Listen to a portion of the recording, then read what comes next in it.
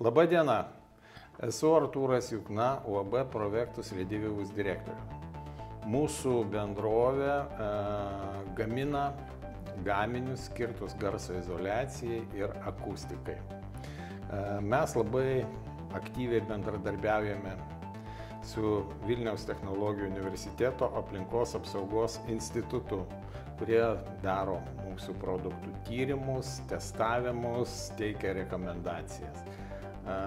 Todėl dabar noriu pašnekinti būtent šio aplinkos apsaugos instituto direktorių Tomą Januševičių. Sveiki, Tomai. Labą dieną. Norėčiau pradėti pokalbį iš tolo, kokios yra pagrindinės garso taršos problemos Lietuvoje šiuo metu, kur jos pasireiškia, jūsų nuomonė. Tai garso taršos problema, kaip minėjote, tai tarša triukšmu yra įvardinama kaip antra tarša aktualiausia po oro taršos. Tai yra labai plačiai pasklidusi, tai pagrindinė tarša yra miestuose. Tai pagrindinis taršos šaltinis miestuose įvardyjamas būtų transportas. Sekantis galėtų būti kintant technologijams, tai ventiliatorių skleidžiamas triukšmas, nes vis dažniau naudojami yra šilumos siurbliai, kondicionieriai, ventiliatoriai vis arčiau pastatų, vis arčiau žmonių ir ta tarša triukšmo nuo ventiliatorių irgi aktuali darosi ir jos mažinimas. Ir taip pat akustinis komfortas svarbus yra pastatuose viduje, tai ir gyvenamuosiuose, ir ofisuose, ir gamybiniuose. Ir aš ypač matyčiau svarbią vietą, tai akustinį komfortą mokyklose, kurio ten nėra. Ar pastebėte kokios naujos tendencijos? Aš manau, kad su atėjimu naujų technologijų, kaip minėjote, rekuperatoriai, ten visokie šilumos siurbliai, matyt, šitas dalykas labai šiuo metu kyla Lietuvoje. Tai tos naujos tendencijos kyla ne tik Lietuvoje, bet ir visame pasaulyje, Europoje. Tai reikia medžiagų, kurios būtų tvarios, tai būtų arba panaudotos jau prieš tai naudotas medžiagos, tai būtų perdirbtos, arba reikia medžiagų konstrukcijų, kurias būtų galima perdirbti. Tai kad būtų žiediškumas, atitiktų žiedinės ekonomikos principą, kad nebūtų metamos lauką, būtų perdirbamos dar kartą ir dar kartą. Tai tokios tendencijos yra, kad reikia šitų medžiagų naujų. O ar Lietuvoje yra pakankamai dėmesio skiriama būtent triukšmo problemai spręsti? Ar yra kažkokios tai paskatos statybininkam, ten panašiai, ar vertimas juos naudoti, tas medžiagas, būtent garso izoliacijai skirtas, kad sumažinti tos triukšmus? Na, kadangi gyvenimo tempas didėja, žmonės gyvena greitai, tai akustinis komfortas darosi vis aktualesnis. Žmonės turi turėti galimybę pailsėti po įtempto darbo, po įtemptos dienos. Tai akustinis komfortas darosi labai svarbus ir žmonių supratimas, kad akustinis komfortas yra svarbu jų psichiniai ir fiziniai sveikatai. Tai iš to poreikio žmonės reikalauja, kad negirdėtų kaimynų, kad patys gerai jaustųsi patalpose, tai iš to ateina reikalavimas statytojams. Kokiomis statybinėmis medžiagomis gali būti pasiekta gera garso izoliacija? Kas šiuo metu rinkoje yra populiariausia, kas yra naudojama? Tai čia labai skirtingas medžiagos, priklausomai nuo segmento, nes kas naudojama ofisuose, įprastai nenaudojama gyvenamuosiuose pastatuose. Jeigu imtume gyvenamosios pastatus, tai turi būti naudojamas tiek įprastai daugiasluoksnės konstrukcijos, nebent betonas monolitinis, bet ir tai tarp jo būna įdėta akmens vata. Tai kad pasiekti garso komfortą, reikia naudoti kompozitus. Tai įprastai naudojamas yra mūras, akmens vata ir apdailinės medžiagos, pavyzdžiui, koks gipso kartonas, taip įprastai. Mūsų bendrovė gamina Silence Vault produktus. Tai yra garso izoliaciniai produktai. Jūs juos testavote. kuo šis produktas jūsų manimų skiriasi nuo kitų šiuo metu esančių rinkoje?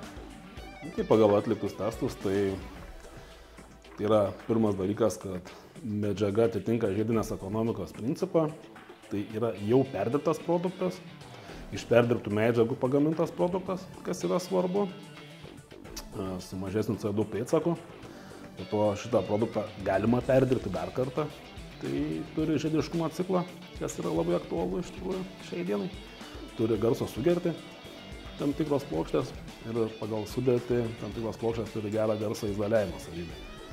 Jos sumažina vibraciją, dėl to mažiau perduoda garso energiją į kitą pusę, už tai su plonesnėmis konstrukcijomis pasiekimi yra tokie pat rezultatai, kaip naudojant storesnės konstrukcijas. Tai leidžia sutaupyti plotą arba pagerinti garso izoliaciją, mažai pastorinant konstrukcijas. Kaip vykdomi testavimai tokių produktų?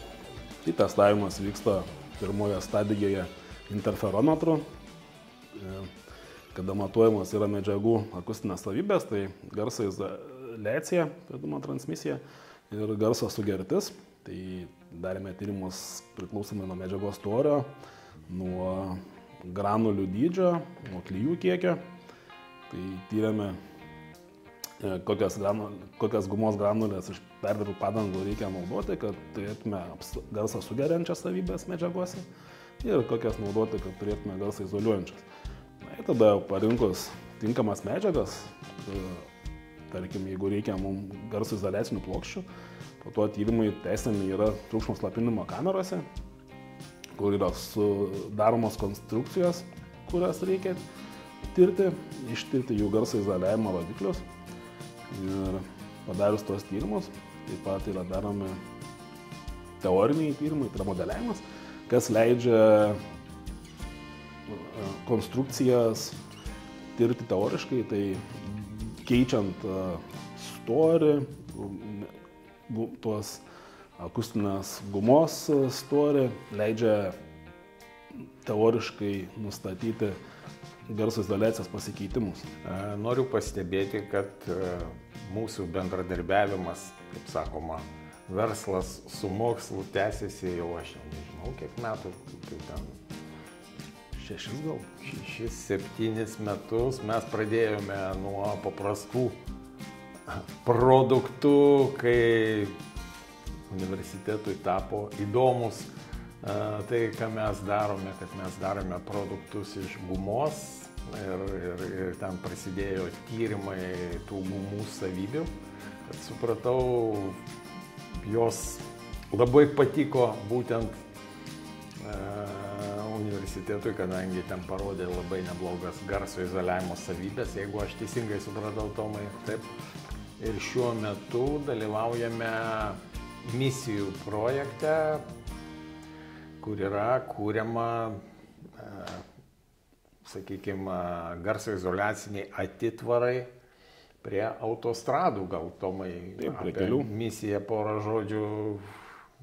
Taip, tai mūsų bendradarbiavimas vyksta keletą metų, tai atliekam tyrimus ir šiuo momentu dirbame prie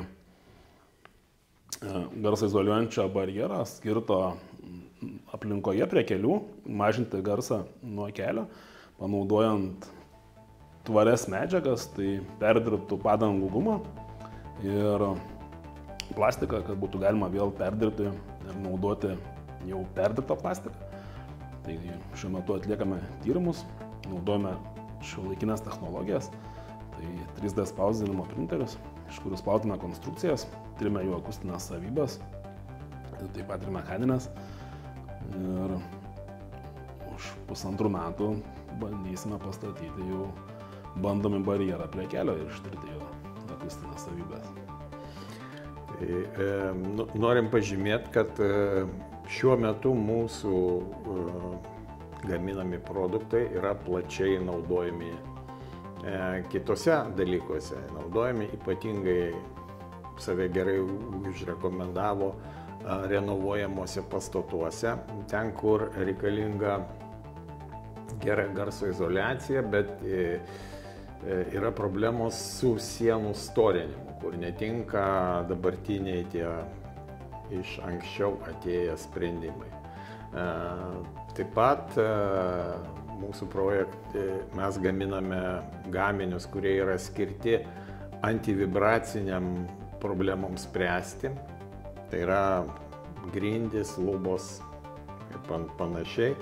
Taip pat gamybinėse patalpose po gamybiniais įrengimais, kurie skleidžia didelę vibraciją, kad nuimti šitą vibraciją.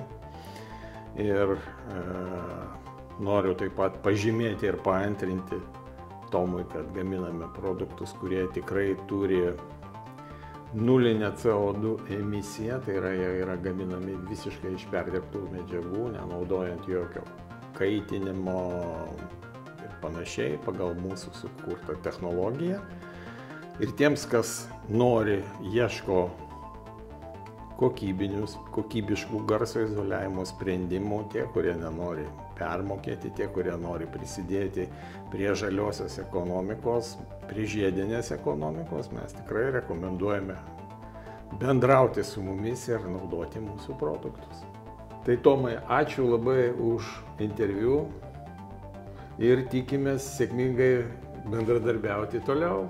Taip. Ir naujų produktų. Taip, reikia tęsti tyrimus ir iš laboratorijos ir produktai keliauja į pastatus, į gyvenimą. Taip, į gamybą ir visi gali tiesiog pačiupinėti tai, ką jūs ištyrėte ir ką mes rekomenduojame visiems daryti. Ačiū labai.